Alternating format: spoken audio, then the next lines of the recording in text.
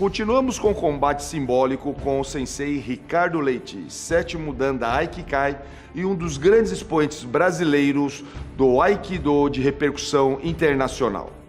Este será um combate travado através das palavras. Como disse anteriormente, o patriarca Muya chamava esta modalidade de Sitchin, ou seja, Guerra das Línguas. O nosso combate já teve um assalto. E o segundo começará agora, nesse nosso encontro na Vida Kung Fu.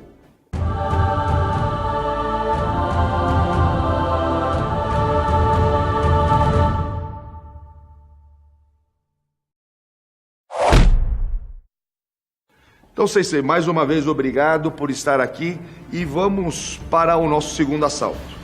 E eu quero falar agora sobre transmissão. Nós sabemos que uma das grandes dificuldades em qualquer transmissão de um sistema é a transmissão. Tá? Eu gostaria de falar sobre esse assunto. Como que está o desafio das gerações atuais com relação ao Aikido? Bom, como o Sifu sabe, acabou de expressar, o Aikido é recente na sua estrutura e a profundidade da transmissão é milenar. Então, no ponto específico em que nós estamos historicamente no Aikido, a minha geração tem uma preocupação de aprofundar, no meu modo de ver, o que a geração anterior estruturou. Então, como geração de primeiros discípulos do fundador, tiveram que estruturar literalmente a forma do Aikido, os fundamentos formais e estruturais do Aikido. E isso deu bastante trabalho e é com grande riqueza. No meu momento de estudo, eu vejo que o aprofundamento do conteúdo que já está estruturado e ofertado para nós é o nosso grande desafio nesse momento. E falando nessa questão, né, desse refinamento constante, uma pergunta que sempre vem é com relação à autenticidade. Como é que nós identificamos, né, dentro desse caminho de depuração da arte, né, a questão da autenticidade? Acompanhando o trabalho do Sifu, eu já ouvi falar de legitimidade algumas vezes e vejo com grande riqueza isso. Com o Otayano Sensei, eu aprendi a observar espadas e com ele a diferenciar o que parece óbvio falando assim, mas não é tanto. O que é uma espada industrial feita em massa, em série, que não é uma espada, é uma réplica. O que é uma peça de cutelaria, cujo objetivo é cortar ou ornamentar, e também é uma réplica. E o que é uma espada autêntica, que traz ali todo o seu testemunho cultural.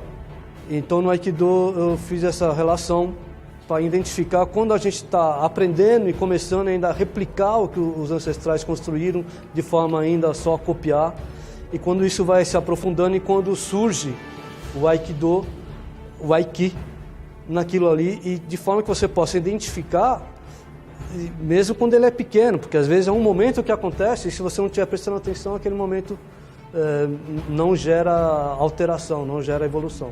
Aliás, falando nesse aspecto, e voltando para a transmissão, eu reparei que um dos pontos importantes do seu trabalho está sendo o refinamento da questão, que eu diria até uma das mais importantes, não só no Aikido, nas artes marciais, que é a guarda, o Kamae. Como é que está sendo esse estudo, esse refinamento do Kamae dentro do Aikido? Yamada Sensei costuma dizer sempre que Aikido não tem o Kamae formal, pré-estabelecido. O Kamae se configura segundo a situação, se configura. Estrategicamente, como se for conhece bastante o Sun Tzu, a minha pronúncia não é boa, mas conhecemos a arte da guerra. Um dos elementos que ele cita é que se você tiver uma guarda não identificável, o ataque vem disperso.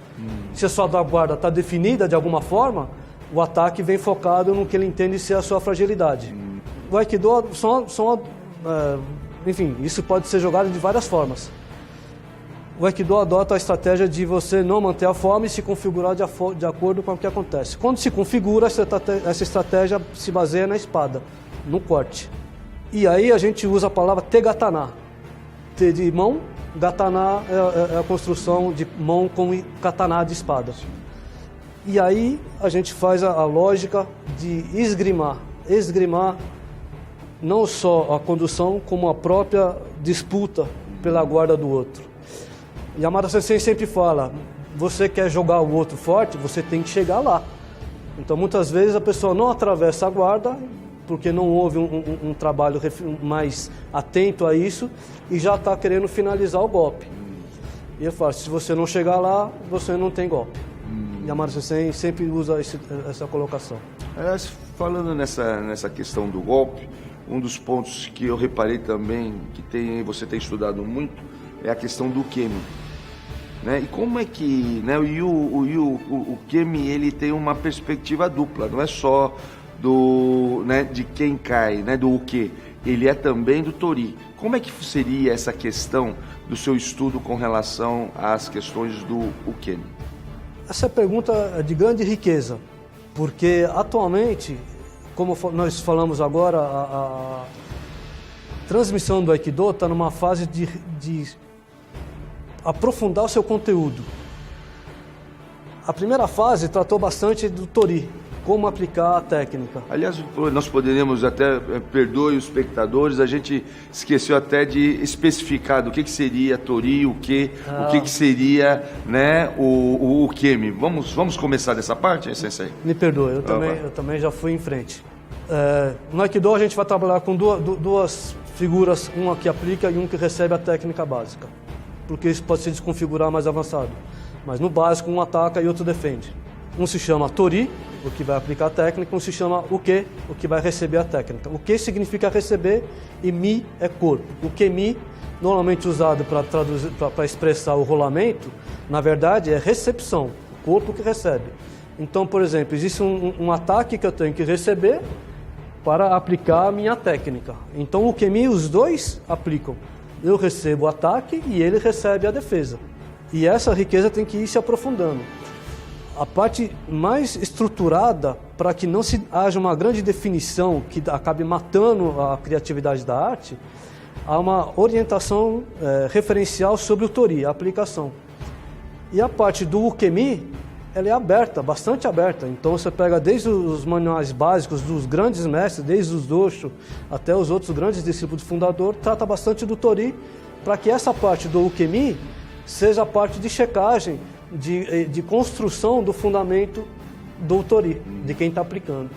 Então esse é um investimento que eu estou fazendo bastante grande, né, no que eu posso entender como contribuição no momento. Bom, encerramos esse nosso segundo assalto. Agradeço mais uma vez sua presença, Sensei Ricardo, e por isso não perca o último assalto do meu combate simbólico com o Sensei Ricardo Leite.